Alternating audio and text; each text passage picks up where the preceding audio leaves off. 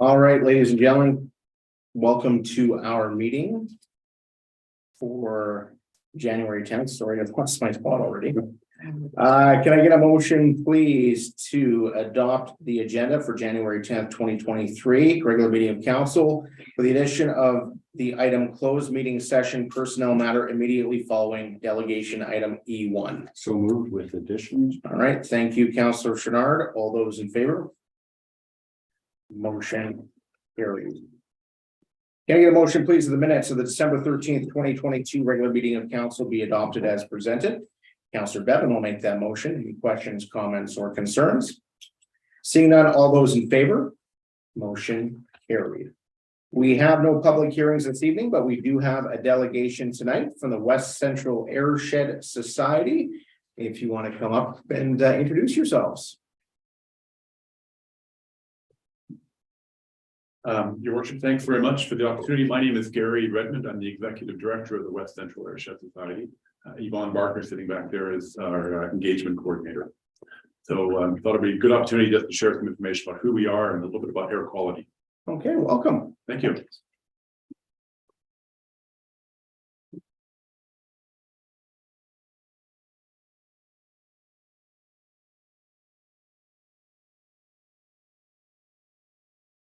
Okay, thanks very much. And I'll just jump into it. I think the slides were provided ahead of time. I hope. What technology issue? So thank you. On the screen is what I'd like to talk about this evening. A little bit about what is an airshed and specifically the West Central Airshed Society. A little bit about what we monitor in the air that we breathe. The data that we collect, the Air Quality Health Index, or AQHI, which I think is becoming more familiar with people these days. A little trends, something about monitoring in Edson, and lastly, just a little bit about membership in our not-for-profit society. So the air sheds, there's 10 of them, are responsible really for three things. The biggest one is community-based air quality monitoring, analysis, and reporting. So this is the ambient air that we all breathe. And so throughout Alberta, there are air monitoring stations and other smaller technology that we use to collect information about air pollutants. We also provide a lot of reporting and analysis to all stakeholders. The second one we do is we actually do a lot of education and engagement around ambient air quality. Everything from, we have formal programs in schools at grade 5, grade 9, and grade 12 to other community engagement. And lastly, we actually support, we're not responsible for managing air quality in any way. We're not a regulator, but we do support those that do. So that could be the provincial regulators like Alberta Environment and Protected Areas, and Alberta Energy Regulator that we would provide support to their work. It's important to note that the air sheds in Alberta, this is a unique model in Canada, although it has been now picked up by at least one other province. We are independent, we're non-governmental, we're NGO. We have representation from all stakeholders, the three biggest being government, industry, and community. So again, there are 10 air sheds in Alberta. We have currently 87 monitoring stations and many more smaller monitoring sites and some portable stations that move around. That quickly appearing on the screen is a map of our West Central Airshed Society area, and the it's confusing, sorry, but the purple, the green symbols are actually our formal stations, and the purple ones or pink ones are some other monitoring, smaller technology that we use as well.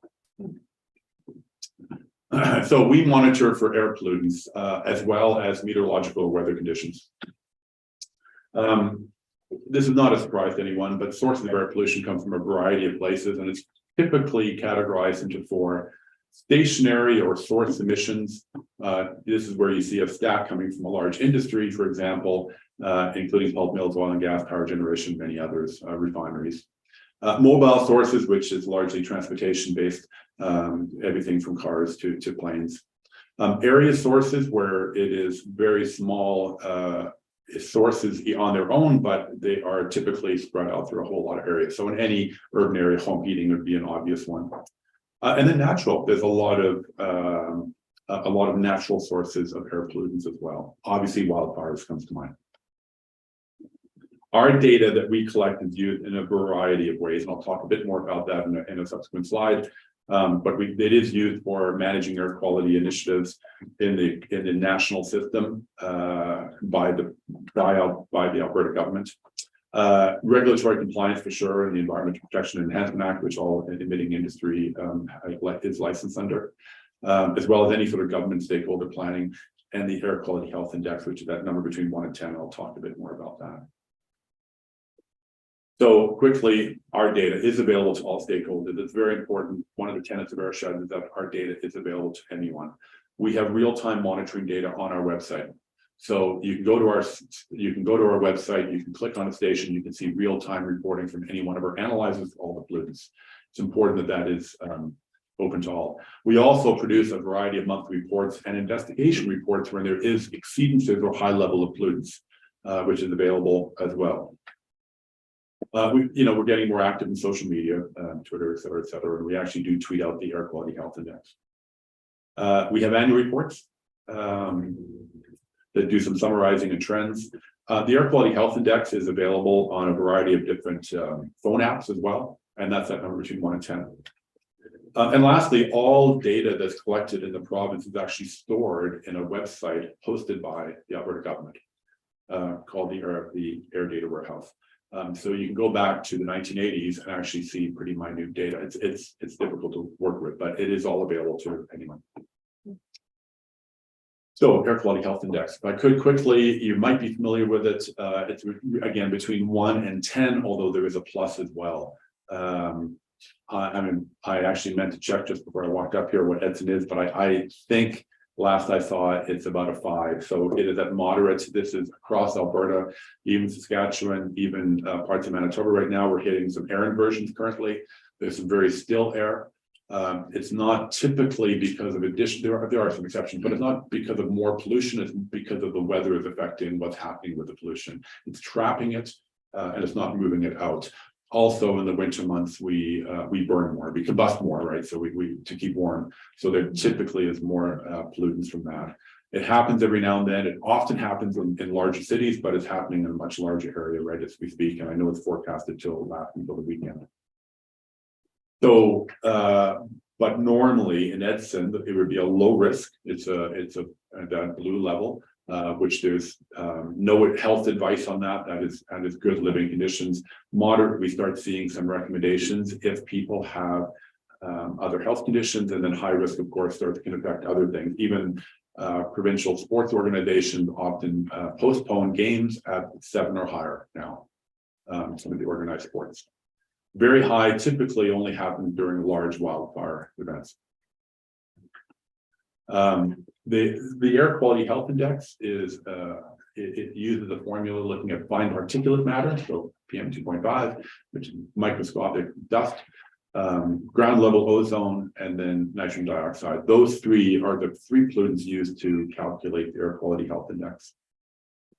It's available on apps including the WeatherCam app nationally. So in 2022, I just wanted to do a little summary to show you that over 98% of the time in Edson, you were at low risk, which is excellent.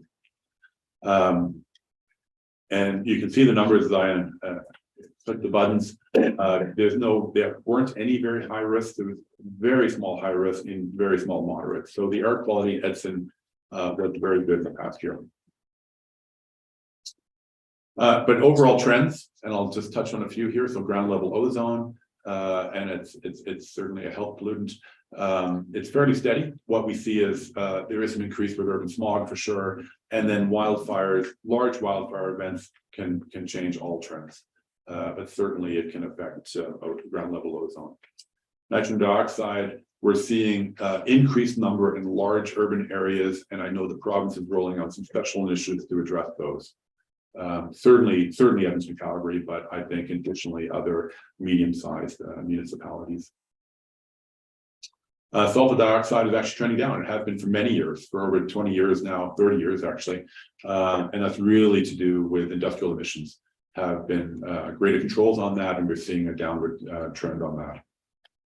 And then fine particulate matter is the increasing concern for human health. And this is again, microscopic dust can go into your airways. The smaller the particle, the further it tends to go within your body. It can also capture and bring in other pollutants into your body, certainly from wildfires, but there are other sources of fine particulate matter as well. I apologize for the complexity of this slide. It's really just to show a data graph from our information. That's 2 years of looking at fine particulate matter, and you can see the color coding where if it's a darker color on any day, there's a concern. So you can see the vast majority of time it's very light colored, it's very good, but there are exceptions. And if you're seeing summer months, you're almost for sure seeing wildfire events, but even in the winter, we know that there are fires actually occurring in winter months, like we know right now. And air inversions again can trap pollutants, including fine particulate matter. It is, though, the increasing concern for human health. This is our station here in Edson right now. Photo of it. The photo tells you where it is, I think. The parameters are pollutants that we're monitoring of sulfur dioxide, all oxides of nitrogen. So you can see the nitrogen oxide, nitrogen dioxide, fine particulate matter again, and then meteorological information, which all of our stations collect. It's important to know if we're seeing high levels of any pollutant, where is the wind blowing from, how fast is it blowing, things like that. So we compare that when we're looking at any concern. So that's where our station is. We are looking at potential changes. We would do this in conjunction with regulators, including Alberta Environments and others. But if anything, we want to increase the monitoring in Edson, given its size.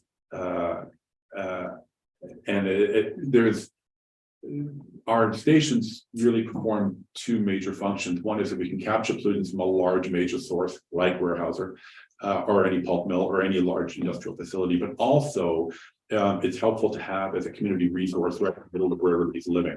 It's hard to be both sometimes, and we're seeing that. We've just opened a new station in Hinton for that same reason. We have 2 stations in Hinton now, so we are looking at the same in Edson as resources allow. So we may look at adding a new station, which is actually east, more downwind of the major source, and then moving a station into town center as well if possible. So there would be 2 air monitoring stations then.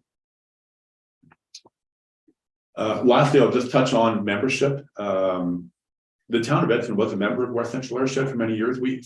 I'll just say most of our funds come from industrial emitters. That is how the system works. Emitters pay based on their emission levels. They pay the local airshed, and that's where the vast majority of our resources come from. We also do get some grants from the provincial government. The municipal sector doesn't contribute a lot financially, but it's important to be at the table. Again, we want all stakeholders to be there. So we do have a number of municipalities as members. The town of Edson was, and I apologize, I don't know all the history here, but for some reason just dropped off. So it's voluntary, 100% voluntary. Just to say though, if you're interested, the cost is $1,500 a year. And we do try to provide good support to 2 members, including working with council for sure if there's any questions, but staff with information around air data analysis for planning purposes. If there are local issues, we can help at least provide some support for that. If there's awareness or outreach activities going on, and then again, certainly briefings for elected officials. Thank you. All right, well, thank you very much, Gary, for your very informative presentation here this evening. Council, any questions, comments? Councillor Moore. Through the chair, 2 quick questions, Gary.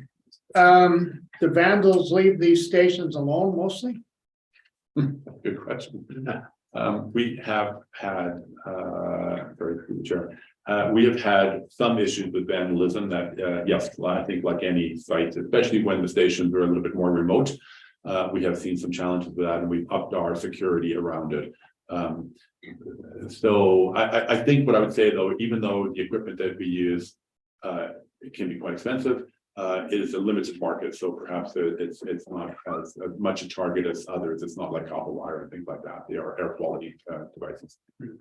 And secondly, when I was a journalist, I did a few stories on the Airshed Society, and I believe you have one on a mountain, don't you, or somewhere up there?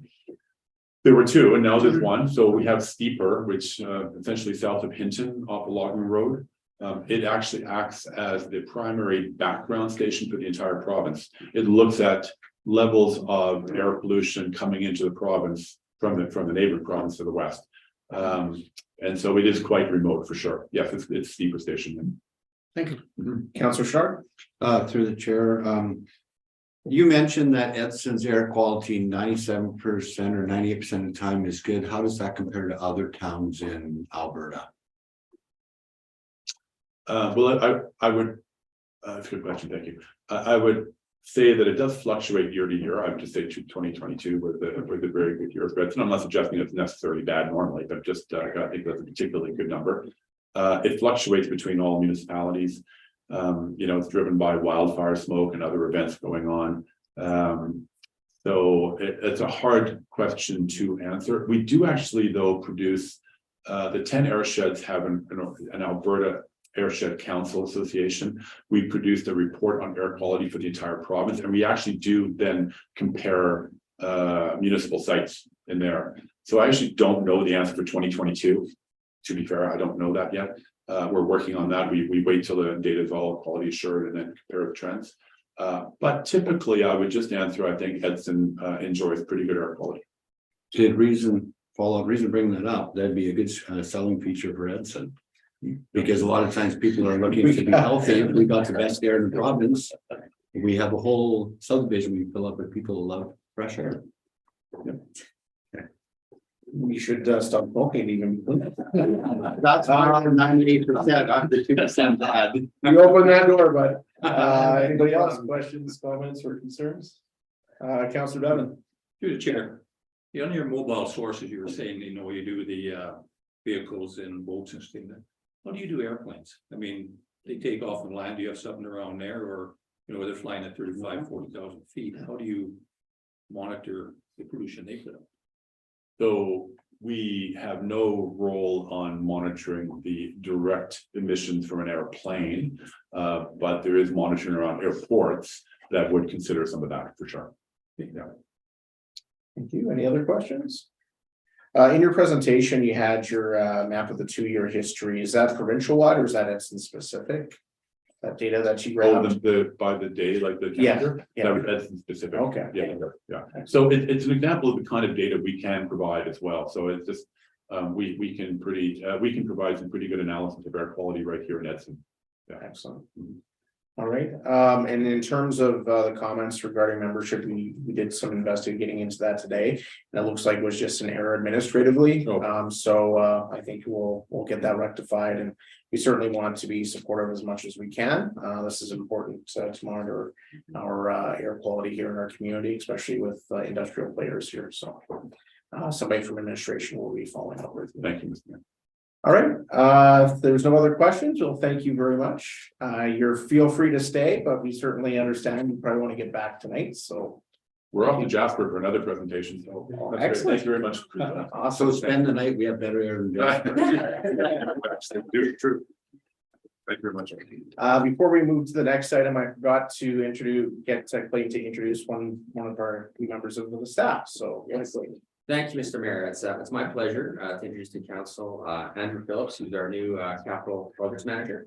Been with us for about a month. Andrew's agreed to come up and give a short 45-second synopsis of his career history and why he's excited to work here with the town of Edson. Welcome, Andrew. Thank you. Thank you, Mr. Kitlitz. Good evening, Mayor and members of council.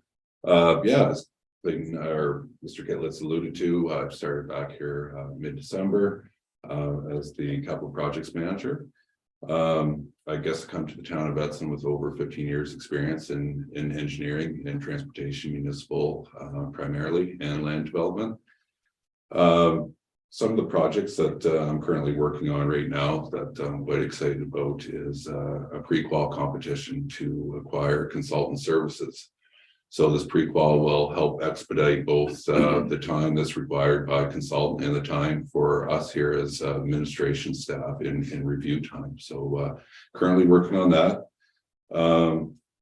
Also, I think after that, I will be delving into development of a good solid set of design guidelines and construction specs for the town of Edson.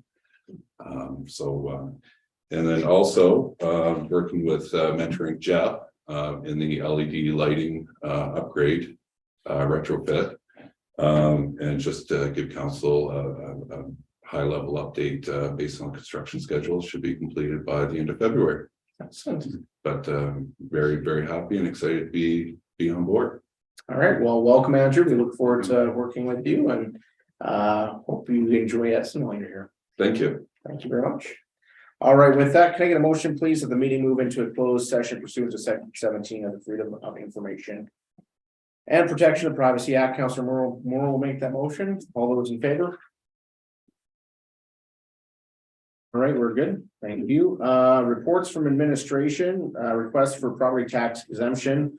I'll ask Mr. Alvin Cusick to come up, our finance manager. Can I get a motion, please, that in accordance with the applications contained in attachments 1 through 6, council grant the group's property tax exemption status effective as of the 2023 taxation year and for a maximum total of 3 consecutive taxation years, 2023 to 2025 inclusive. And the list is there in the package. Councilor Pacicini will make that motion. And go ahead, Mr. Cusick. All right, thank you and good evening, Mayor and Council. This evening I'll be speaking through the request for decision, request for property tax exemption. Motion that council approve the request for decision in accordance with the applications contained in attachments 1 to 6.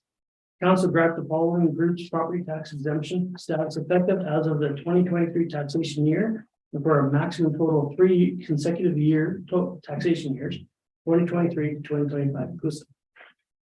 1 association supporting choices of people, Edson Scope, Core Child Care Society, Daycare Society of Edson, Edson Tumblers Gymnastics Club, McMahon Youth Family and Community Services Association, the Lions Club of Edson. Sections 362(1) of the Municipal Government Act, jointly with Alberta Regulation number 281, sets out certain exemptions of municipal taxation for properties which meet specified criteria, such as those used in seniors housing, charitable purposes, libraries, education, and religious worship.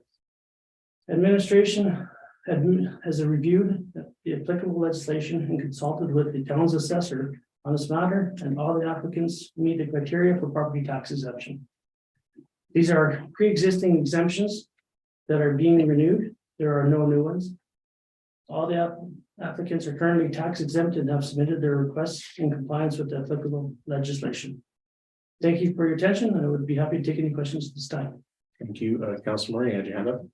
Yes, I'm a vice president of one of these organizations, so am I in conflict? No, You're not paid. you're not going to benefit financially from it, are you? No. Okay. Yeah. All right. Thank you very much for your presentation. Council, any questions? Councilor Schnurr. Through the chair, thank you for your information. Is there only 6? So I'm just trying to go through my head because we're renewing these 6. 6, yeah. Yeah, and I'm thinking, and you said there's no others that have applied. Mr. Kuzic. To chair, to Councillor Chenard. We have 6 that are pre-existing that applied. We haven't Right. received any other applicants that I know of, and so these the current that have been we've approved in the past. So Go ahead, James. Thank you, Mr. Smith, through to Councillor Shinard. These are the ones that are up for renewal this year because it's on like a 3-year cycle. And there's We do more. try when we get new ones to also join them in the same 3-year cycle. We do have another one that's out of the correct timing, if you like, which is the golf club. So you may see that come up Okay. in a future year. We'll also try and get them back on the same schedule so that we have them all coming back at the same time. Right, because I was thinking that one, and then there's also a few halls and stuff that are in town. The Like Lions the- Club. It's not all, but the other one, over by the library, that Islamic Lodge. the Sonic Lodge. It's up to them to apply. And Yes. Right, that's what I'm just asking. So I'm totally in this, but I'm thinking on the one. So Community thank you service, for bringing up the golf course. Okay, Some of just community service, oh, okay. like a church. All right, anybody else? With that, I will call the question. All those in favor? Motion carried. Thank you very much for Thank your you very much. presentation. You're right. All right, can I get a motion that council accept the 2022 FCSS annual report as presented in attachment 1 for information? Councilor Taylor made that motion. We'll ask Ms. Tanya Byers, Senior Manager of Community Services, to join us. Welcome, Tanya. Good evening, everyone. I decided, the report has already been presented and you guys have had it. I think, just in the essence of time, it's not necessary probably to go through page by page. So I'm just gonna touch on some of the highlights, and please stop me if you have questions or just want to have open discussion, or we welcome that. So obviously it was my pleasure to provide you with the FCSS 2022 annual report. Sorry, I already said that. As you know, the town experienced some staffing challenges in 2022, and the community development team was no exception to that. Our team experienced significant staffing changes in both FCSS and recreation, and resulting in staff vacancies and also a significant loss in experience in these positions. That created the need to stabilize and rebuild moving into 2023, which we've done. I'm pretty happy to report we're fully staffed, we're up and running, actually speaking strategically again, which is nice rather than throughout the pandemic, we were somewhat flying by the seat of our pants and programming on the fly. And so, yeah, it's really nice to get back to some really structured and meaningful planning. One of the significant changes I think that the program has undergone, they're at the provincial level this year. There's a new funding agreement. It's a 3-year funding agreement, and also comes with that the accountability framework. The framework identifies key social issues facing Albertans and provincial prevention strategies, which are outlined in the annual report that you have. Our role with FCSS is to help address these key social issues before individuals and families require more intensive supports. So I think that the nicest part of the framework is that they really defined what the role of FCSS is, because there seems to be a lot of gray or even maybe some bleed in some areas where you kind of end up getting into something that's more almost crisis related. And the framework has really outlined, like, no, we stay in our lane, prevention is where they want us. So I really appreciate that the province has created this framework, but we just got it at the beginning of December, so we're not exactly sure, how it's going to affect us, but for the most part, it just clarified things. Also with that comes a new reporting structure, the new outcome structure, which is somewhat complicated to begin with, and we don't know what that new outcome reporting structure is going to be. So that's going to require some staff time and training, but it's okay. I think it's positive, and it's going to mean good things for the program. The funding, nothing is changing. So for the next 3 years, we're expecting the exact same level of funding from the province. And so as they have since I got here 6 years ago, it's been $226,251. And the expectation from the municipality minimum is $56,563. So nothing is changing. And also in the report is noted that Yellowhead County usually contributes about $110,000, and that number just fluctuates just a little bit depending on what our expenses are with the cost share agreement. So always really appreciate the support to the county. It really helps our program. In 2022, we provided grants to 6 unique organizations in our community, just to provide preventative programming, and it's programs that we don't typically provide. Managing the volunteer side of things for Meals on Wheels, or the program at the United Church, where it's also somewhat a Meals on Wheels program. The grief support is something that we don't do. So that's something that we've also granted out for. Also with the closure of the family center, one thing, one of the gaps in our community was having that drop-in opportunity for families to get together, take their children to a place that they can just hang out, meet other families, get some support from professional staff. So again, with LEAP, we've given them a partial grant as well to help fill that gap. And so is there any questions about the grants? Like overall, we budget about $20,000 for outside grants. Yeah. Community collaborations, as you know, our team is fairly small, but mighty. We have just myself in the capacity that I work with in supervision, and then 2 coordinators. So we have to stretch ourselves, but we gain our strength and make the most impact when we collaborate with our community and regional partners. The annual report outlines several of those collaborations that we're engaged in. And although we did notice, throughout the pandemic, there were staff changes. Some organizations didn't make it through the pandemic. There was also, volunteerism was down just for several reasons. But we were able to keep most of those collaborations. In some cases, they were kind of on life support, where you'd show up and there'd only be maybe 3 people online or what have you. But we're really finding with the interagency groups, the community engagement action team, there's kind of this new restored action, I guess, from the community, and people are really coming back to the table, and the collaboration is getting much more robust again, which is really nice to see. I think one of the probably the one that I'm most proud of, that it was about 2 years in the making, and that was working with our regional partners and also local nonprofit to bring the sustainable sexual violence support services to our region. And that was several meetings. It involved the province, it involved a nonprofit from Calgary, and they were helping drive it, but without the will of our community and the agencies behind it, it never would have happened. So we're really quite excited about that. There's a community outreach portion to it, and then there's also individual support. So if someone actually needs to see a psychologist and work through some of these troublesome things in their life, they can do it locally, which is huge.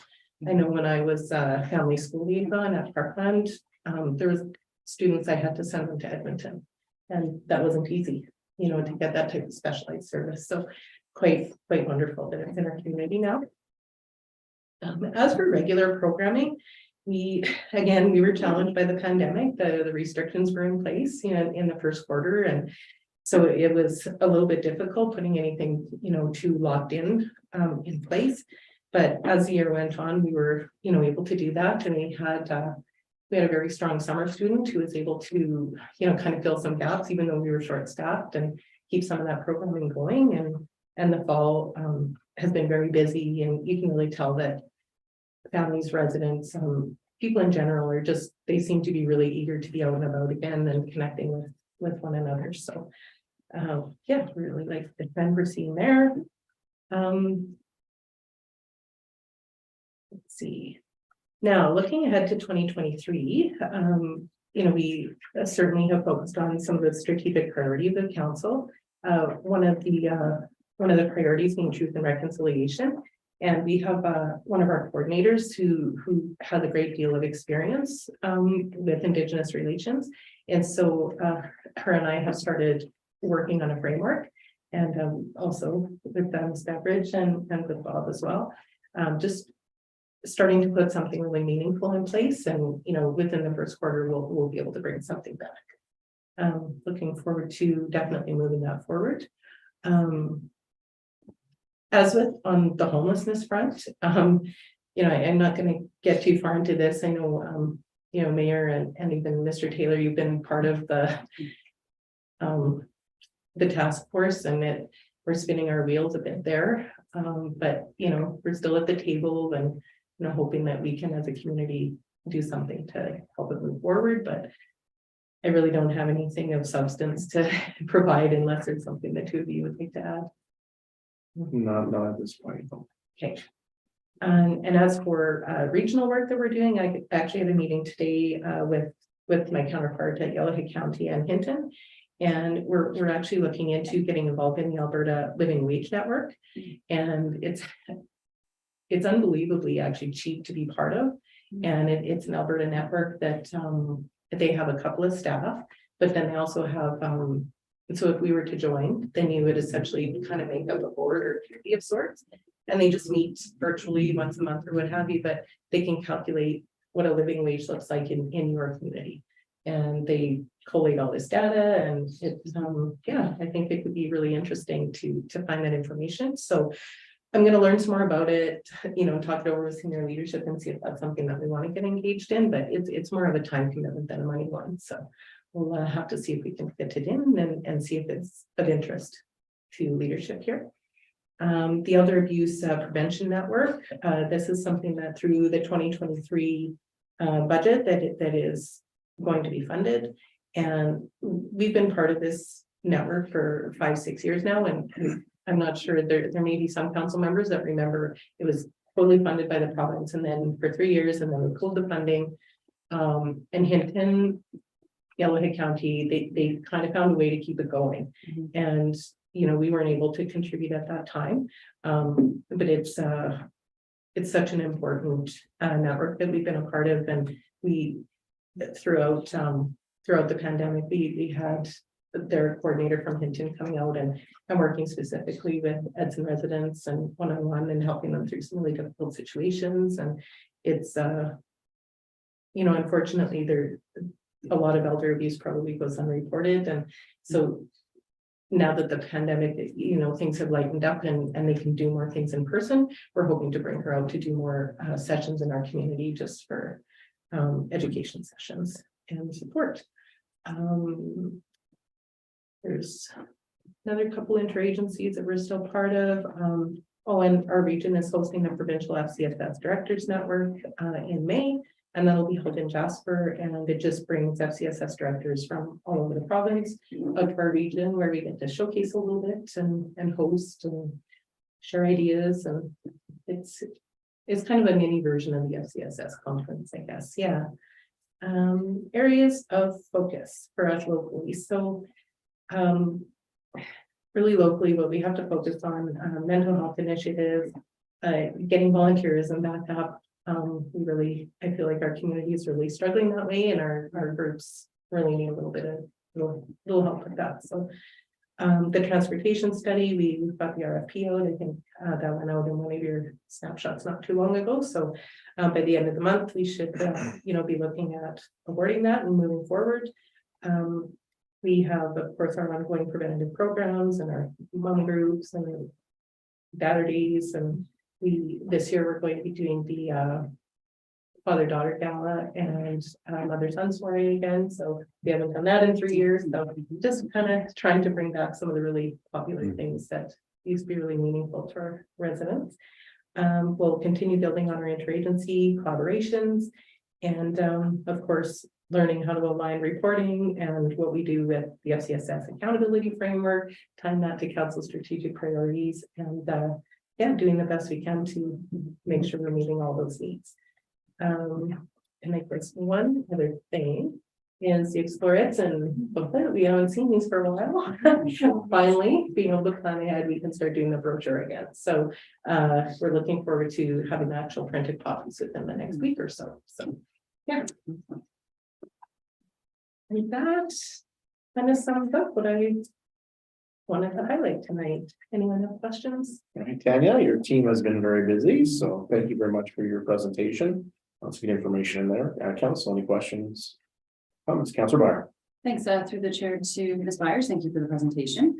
When I was reading about the housing needs estimation, that version, that portion of the report there, the top 5 reasons for housing instability cited were low wages, and and then it went on. And I'd heard of that living wage program, I guess I'm not sure exactly what you call it, and made a note about that because I thought that was interesting. And but it wasn't one of the recommendations identified by the Rural Development Network to, well, it doesn't say it quite exactly that way. Maybe it does if you look into the super details, but just to find out what is the living wage in Edson compared to minimum wage. And some of the communities around us are significantly higher than minimum wage as their living wage. So, how exactly that's determined, I guess, is in there. But I was kind of wondering why would you have to meet regularly? Isn't it like you find it once and then you have it, or does it change every month?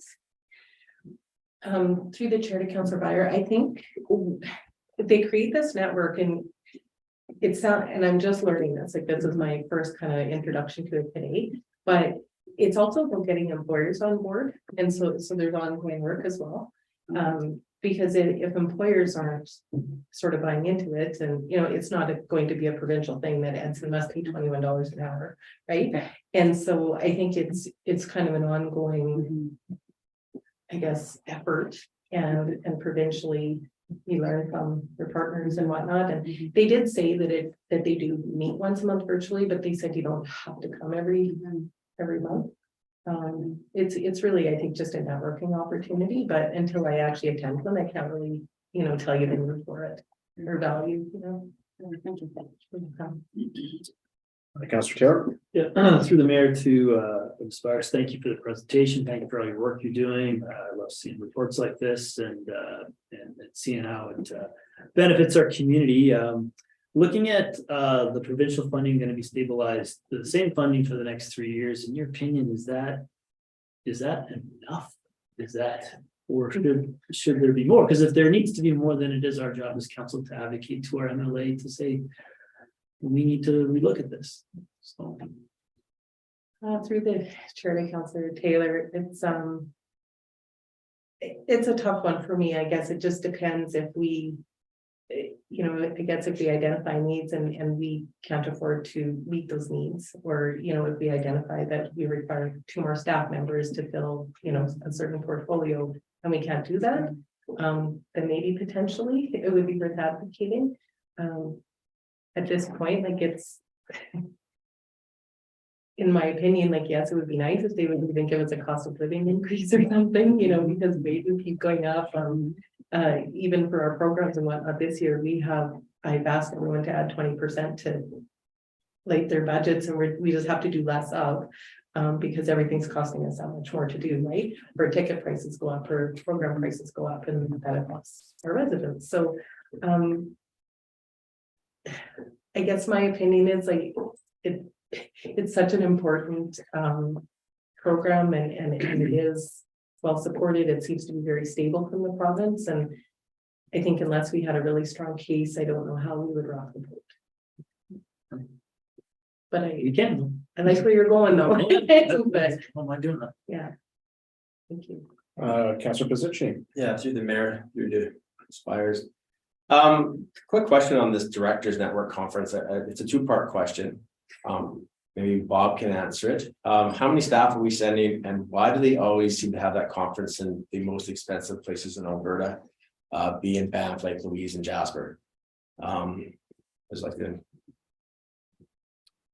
Mr. Beck or Ms. Spires?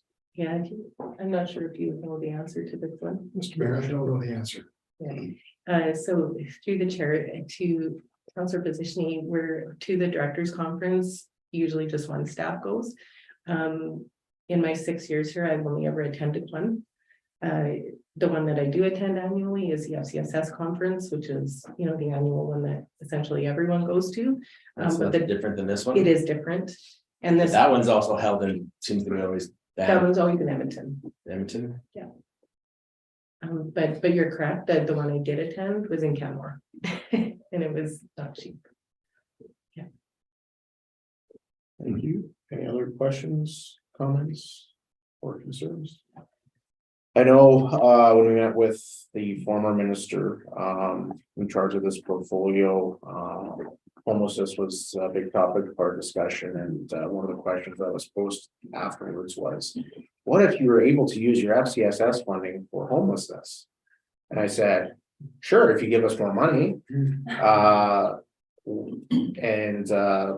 We talked about the allocations we got, and how do you expect to address some of these bigger issues in our society with no funding increases for 6 years. So I made it clear that that's great in theory if you're giving us extra money, but if you're not, then there's no point. We have no capacity. The programs that we have are established and are needed, and the income tax programs, it was a perfect example of a great program that provides a lot of assistance in our community. But just like libraries, FCSS needs to get the funding to meet the increased escalating costs. You mentioned that the minimum for municipalities is $50,000. We're contributing 80. So we're doing then more than our share rate. So I believe the county does more than their share, which is fine. That's a priority. But I do believe that as the provincial government boasts of huge surpluses, these are programs that I think are necessary to be funded appropriately. So I'm sure we'll have those discussions as we meet with the ministers. Because it's not keeping up with the cost of inflation or delivering the services. And ideally, we wouldn't have to charge for some of these programs. And now more than ever, when people can't afford and families can't afford and seniors can't afford, having some of these programs available for free would be beneficial. But as a municipality, we don't have the resources necessarily to always do that. So I do thank you for your presentation and thank you for your team's work over the past year and look forward to 2023. Thank you very much. With that, I will call the question. All those in favor? Motion carried. Can I get a motion that council appoint Brian DeRoche as community peace officer bylaw officer for the town of Edson in accordance with peace officer bylaw number 2059? Moved by Councilor Pacicni, and we have Mr. Tyler Robinson, Senior Manager of Protective Services, here this evening. Thank you, Mr. Mayor. You pretty much said everything I need to say. Motion being the council appoint Mr. DeRoche as community peace officer in accordance with bylaw 2059. Ryan started with us just recently last week, and through our bylaws required to be appointed a peace officer for the town of Edson until such time that he receives provincial appointment as a community peace officer through the Solicitor General's office. All right, thank you. Any questions, comments, or concerns? Hearing none, all those in favor? All those opposed? Motion defeated. Can I get a motion, please? The council approve the submission of the cost-effective concept design amended grant application to the Investing in Canada Infrastructure Program without the gymnasium program area. Councillor Byer will make that motion and take it away, Mr. Beck. Thank you, Mr. Mayor. As council will remember, you approved the cost-effective concept design option at the December 13th regular council meeting. The report goes into the reasons why we brought this ahead. Subsequent to that meeting, we had very constructive meetings with the ISIP grant people. They did note that our proposed budget, including the gymnasium, it probably exceeds our program budget at this time with the numbers that we knew at the last steering committee meeting. They did advise us to maybe rethink that and consider removing the gymnasium for now. Get your application in. It doesn't mean you can't add it. And they actually felt quite confident that they could work with their federal counterparts to get us a good answer. Let's put it that way. They've been extremely helpful. So that's really the purpose of the motion. Let's accept a revised concept today for purposes only of ISIP grant amendment. But the second part of it is that'll be the second motion that we ask council to direct it. We still intend on working on the gymnasium to be included in the concept, but to get the ISIP grant amendment application in, that's all the purpose of this motion is. And I suspect that Yellowhead County had this motion on the agenda today. Let's see, Robert. Ms. Right through to council. Yellowhead County did have it on their agenda, and I confirmed that yes, they have approved both motions that are before you. All right. Any other questions, comments, or concerns? Seeing none, all those in favor? Motion carried. Can I get a motion of the council direct administration to include the gymnasium in the overall project scope and for design and tendering purposes? Councillor Taylor, all those in favor? Motion carried. Thank you. No information items, no sundry items, council committee reports. We are going back to December the 14th. And we will start today with Councillor Byer. I have nothing to report. Councillor Bevan. December the 15th, we had Edson Senior Transportation Society. The trivia night is April the 1st. That has been confirmed now with the agenda. So we're moving ahead with that. New passive and active marketing material designs will be decided upon And some of the examples are creation of a website, Google My Business listing, continued active presence on Facebook, like that. PTS bylaws have been rewritten, reviewed, and have been passed. And effective January 1st, 2023, 1.5% late fee will be added to all invoices that are 60 days plus outstanding. And that's all I have to report. All right, thank you, Councillor Taylor. On December 16th, I and other members of council met with Martin Long, had a good little meeting there. On December 17th, library board pre-negotiation meeting, and then on December 19th, we had a negotiation meeting with the union. And on January 9th, so yesterday, I had a youth council meeting where the youth council toured the food bank, got some good information, and then had a presentation here from the program director of the food bank, as well as the director of wayfinding.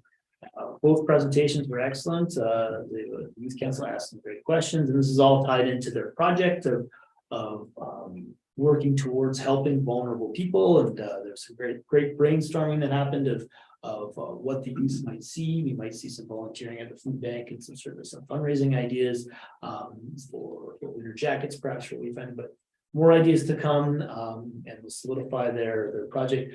As well, they also want to bring back Mayor for a Day, and youth are going to be working on the program requirements for that to report back at our next meeting. So that's my report. Councillor Pizzucci. It's very similar to Councillor Taylor's December 16th meeting with MLA, and yesterday, January 9th with the Youth Council, and he pretty much hit all the topics. All right, thank you, Councillor Sharp. December 14th, chamber meeting, we just wrapped up our year end and we're doing planning for our upcoming trade show, which I don't have the date in front of me. It's in mid-April, got the agenda, but. And then December 16th, I also had a meeting with MLA, and that's it for my report. Councillor Moore. Thank you. Yeah, as with councillors Taylor and Pizzucci, I had the honor of and Councillor Schwannar had the honor of having our annual Yuletide dinner with MLA Martin Long, and it's very important to continue that dialogue now and in the future. Thank you. All right, thank you. December 16th, as was reported, the hosting of MLA Long. We had some really good discussions about a variety of issues. December 21st, attended the Community Rail Advocacy Alliance meeting. This has really taken off. We now have 20 members involved across Northern Alberta and a number of associations with more to come. The group has decided that the contribution is going to stay at $2,000 per member, and the additional money will go towards enhanced advocacy and some really good plans forward for that. And I was appointed the Alberta Municipalities Liaison for the group, so I'll be representing the group to municipalities across the province. And the CBC, I believe, is going to be doing a story on it tomorrow, as they contacted me today on that. And the issue is right across Northern Alberta, and it's great to see so many municipalities come forward. As of right now, only one that was approached has not approved being involved. So we had the youth council meeting on January the 9th yesterday, which was, I think, excellent, really good presentations. And we probably could have met for another 2 hours if we wanted to, but really just a great group of kids. So I'm very excited for the future on that. And that's my report. We have no financial items. Questions from media and public regarding items from this council meeting? Your worship, we do have Nikki on the line. Good evening, Nikki. Do you have any questions? No questions, thanks. All right, thank you very much, Nikki. We have no closed meeting session. We'll take a motion for adjournment. Motion for adjournment. Councillor Kennard, all those in favor? Motion carried.